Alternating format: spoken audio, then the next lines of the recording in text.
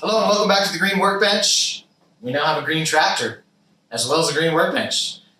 So I have been planning and researching and waiting to buy a subcompact tractor for about 5 years. I had to have a couple things happen before my finance manager, my wife, would allow me to get it, which is fine.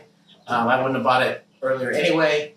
But during that time, I've watched probably hundreds of hours of videos and read forums and done a lot of research before I made the decision. I ended up going with the John Deere 1025R subcompact tractor. And I want to talk a little bit about why I made that decision, what led me to that decision, because this isn't the cheapest tractor on the market. So I could have spent less money. I was given a certain budget, and I had to fit the tractor and the implements into that budget. So one of the main things I wanted was the availability of service and parts. I'm not a mechanic. I do a lot of things, but mechanic work is not one of them. I can do all of the maintenance, oiling, oil changes, lube, filters, that kind of stuff, but any big things, I end up just screwing it up. So I wanted a tractor that had a dealer and high parts availability. And I looked around, and we don't have that many dealers here. We've got a Kubota, they also sell Massey Ferguson's. There's a New Holland, and then there's one that sells LS and another one of the cheaper brands, and then John Deere. So at first, a couple of years ago, I was convinced I was going to get an LS. It was cheaper. There was a lot of good reviews online. I watched some videos of guys who said they loved them. That dealership was the furthest away out of all of them. It was about 45 minutes. And I went over there and I kind of checked out their lot, and they don't really have they have a parts department, but they don't really have a big service department. And then as I did more research, I realized that these brands can be kind of fly by night. They can be around for a couple of years and go away. Usually they just rebrand and come back as something else. But then you have problems with parts. A lot of times they're the exact same tractor, but you have to figure out the part name on one brand may have a different part name on the exact same tractor, but branded differently. And I didn't want to mess with that. I didn't want to deal with a tractor that didn't have a good resale value, and just because they couldn't find parts. If it broke, and there was nothing you could do, or it was really expensive. So after I almost pulled the trigger on that one, but I did some more research, and I decided that it was such a priority to me to have a closer dealership with a better service and parts department that it came down to green and orange. It was looking at first like orange was a little bit cheaper, but then as I did the research and looked at the different specs and the different things available, if you really got an equivalent tractor, they were about the same price. Maybe a little bit different, but basically the same. And so it didn't make sense to use price as my the only thing to look at between green and orange. So I went down to the orange dealership. Nobody came out and talked to me. It just didn't give me good vibes. And I know that that's not scientific or anything, but I was like, okay, not great. Went down to the green dealership. Really nice, clean, huge service department, parts department. And I happen to know a guy that works in the service department there, which also gives me a little, a good, warm, fuzzy feeling. So I started leaning towards green. I started watching some videos, and I recommend, if you're making the same decision, I recommend you watching the video series by Tractor Time with Tim. He's great. His channel, I encourage you to subscribe and watch his channel if you're interested in tractors at all. But he walked through a step-by-step comparison of everything you could even think of between orange and green. And at the end of the day, I liked what he said about the green. I liked the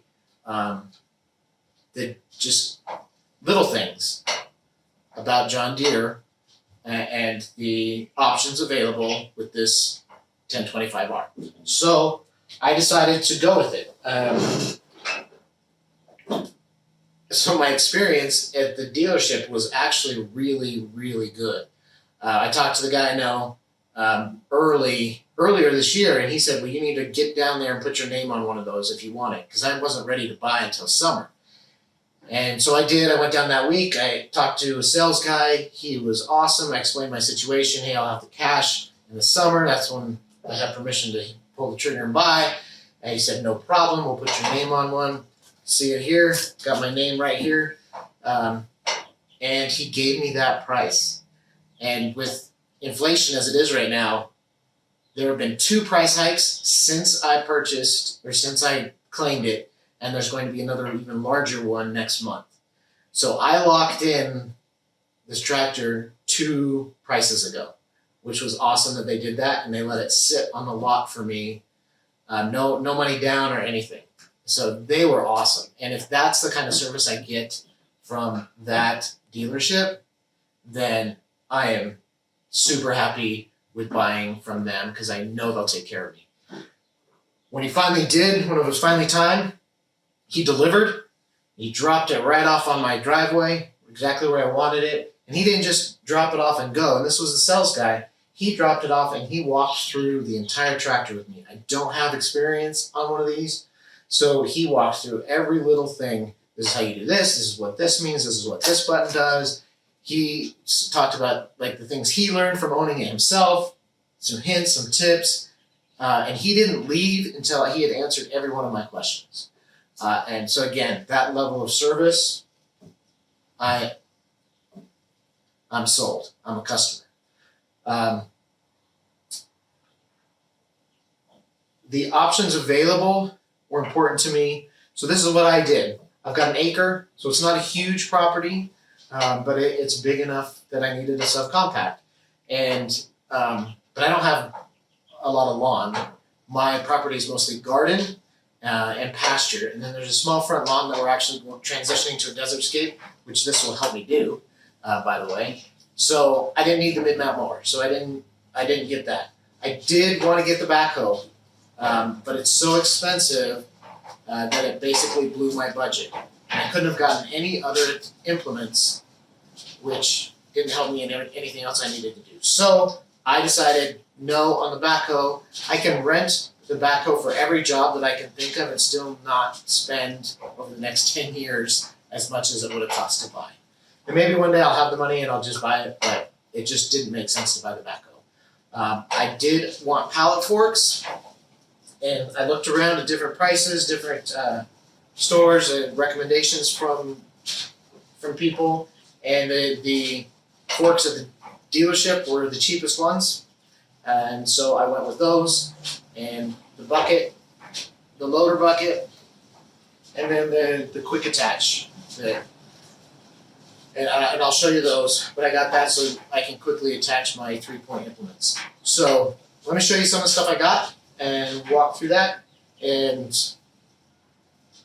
kind of talk to why I chose what I did. And I got within probably $100 of my budget by having a very clear plan, very clear list of everything I wanted and needed based on the work that I have.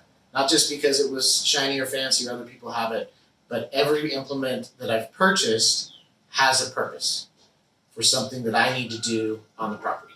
So let's walk through those.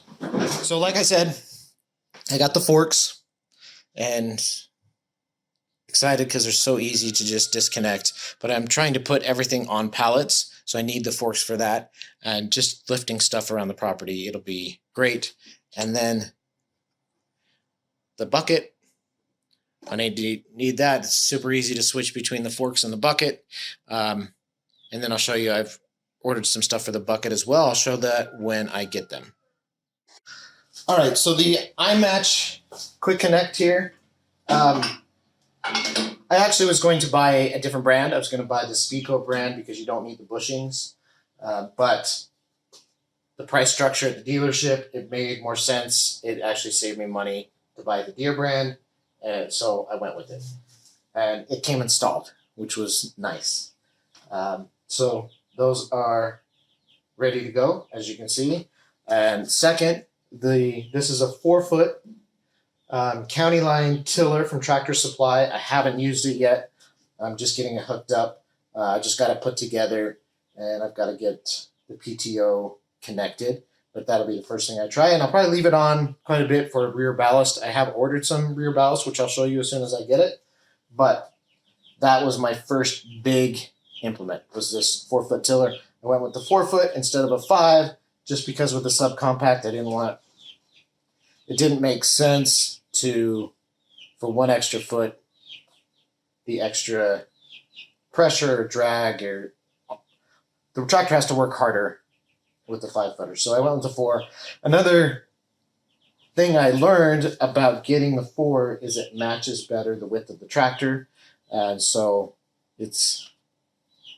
I'm not worried about it sticking out on either end of the tractor. So we'll see how that one works, and I'll probably do some videos on that when I actually start using it.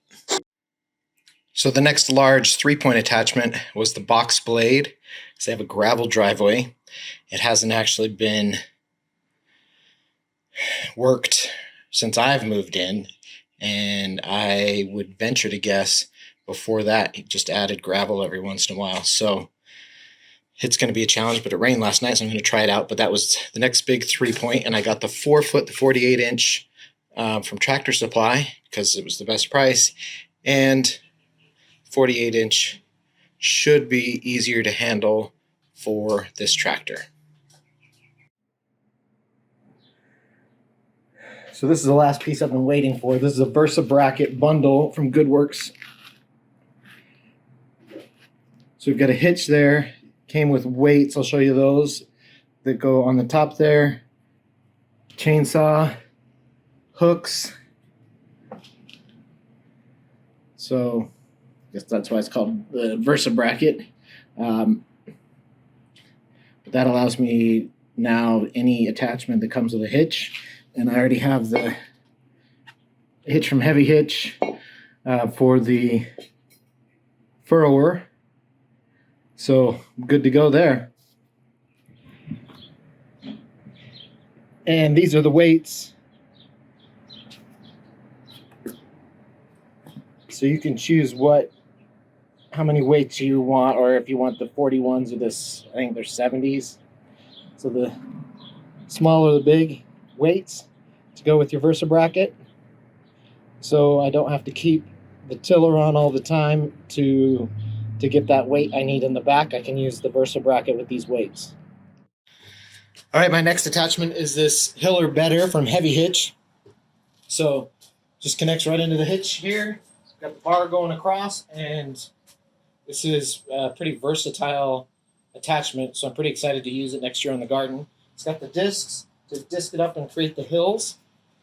It's got the tines here with the furrows to create our furrows in between rows. And it's all adjustable in and out, angles and everything. So exactly how high you want your hills.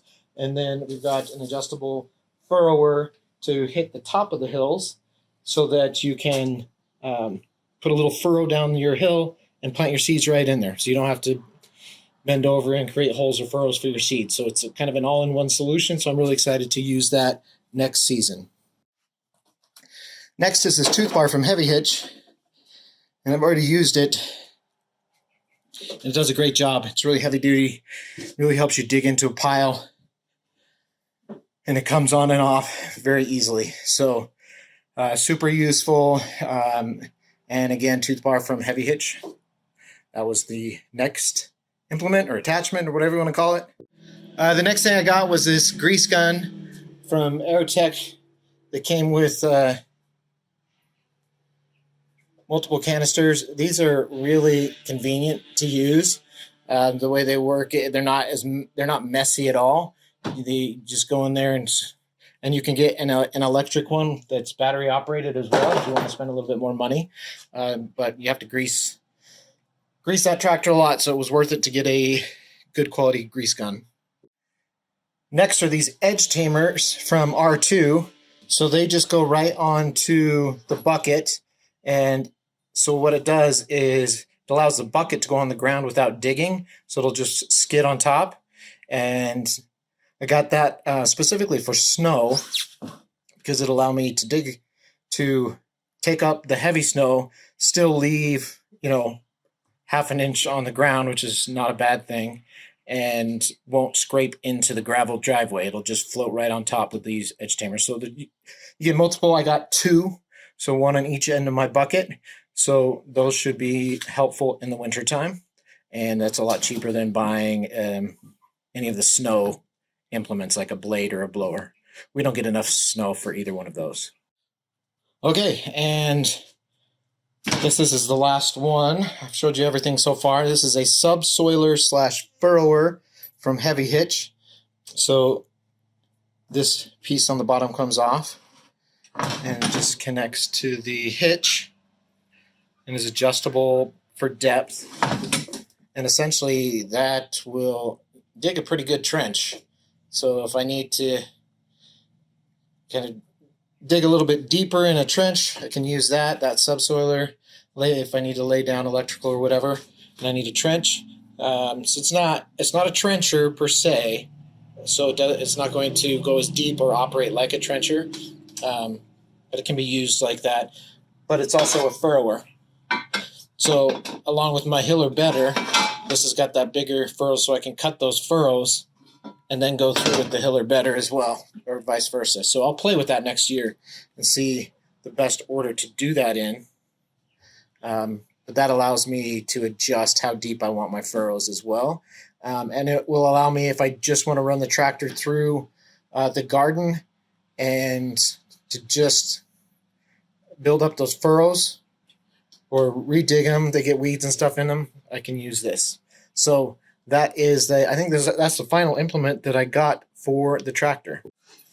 So I know this ended up being a little bit of a long video as I walked through my kind of the planning and research and reasons why I decided on the John Deere, and then also the attachments and implements that I decided to get as a package. Tractor implements are really expensive, so I had a certain budget and I had to fit what I would use the most on my property within that budget, and those are the choices that I made after a lot of research. Like I said, mostly pasture and garden is what I use it for. But so far I have about 6.5 hours on the machine. I love it. It does everything that I've wanted it to do and more. And I'm coming along quickly. I'm still not, an expert by any means at operating, but it actually wasn't too hard to learn.